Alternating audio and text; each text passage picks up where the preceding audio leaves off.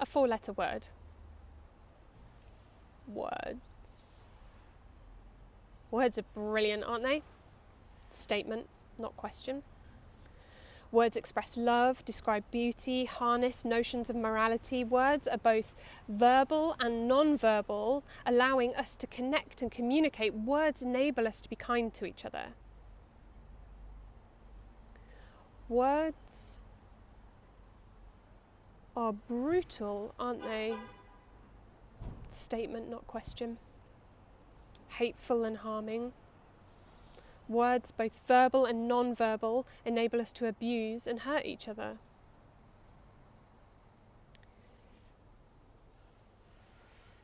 It's a four-letter word.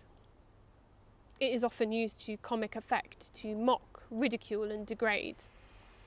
The history of the four-letter word might lie in the Romany language, bastardised and co-opted by non-Romany people to become a collective noun. Or was it from the Chatham average that the word was born?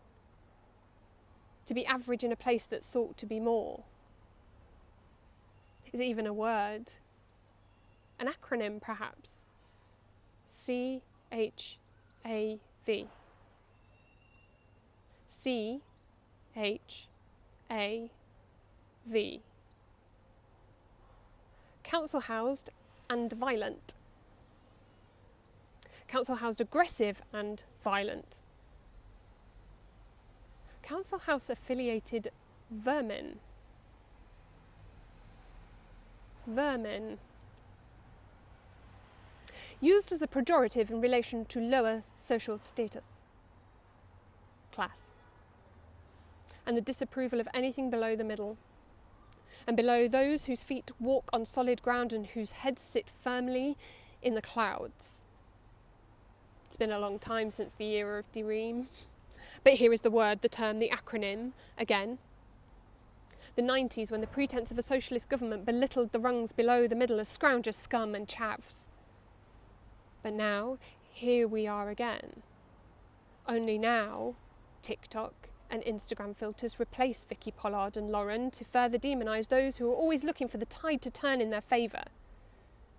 Endless YouTube tutorials on how to contour and look like a Kardashian, because if you look like a Kardashian, then you'll be rich like a Kardashian, right?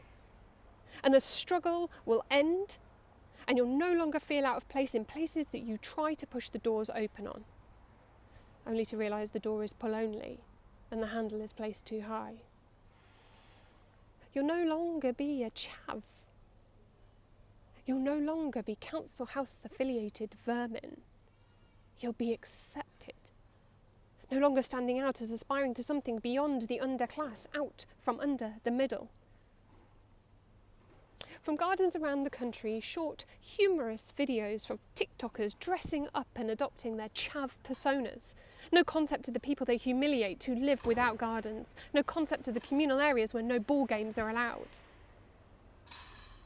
Where has this surge come from? It cannot only be from the human fallibility in dehumanising those who do not sit with the quiet, the neat, the tidy packages of those who are accepted. Excuse me, Mr. Prime Minister, you won't know who I am. I don't own a bow tie and tails. I'm one of the millions who sits at home watching you on my cash converters TV. I'm one of the millions who listened and read as you bumbled your way through. Only go to work if you must. One of millions who saw you speak from a place of privilege where work is an option and a question mark accompanies the word must. One of millions who could not comprehend the idea of a life where work is not a must. The working class. There are so many of us, born into a feeling of inadequacy that our grandparents, aunts, uncles, friends and neighbours have braved with a work ethic that is astonishing to those who count their millions amongst their titles. The working classes. We're not singular, but we are beautiful in our variety and journeys towards what you call average and verminous when you use the slander of a word like chav. C-H-A-V. Chav. It's a phrase, a term, an acronym. It's a 4-letter word.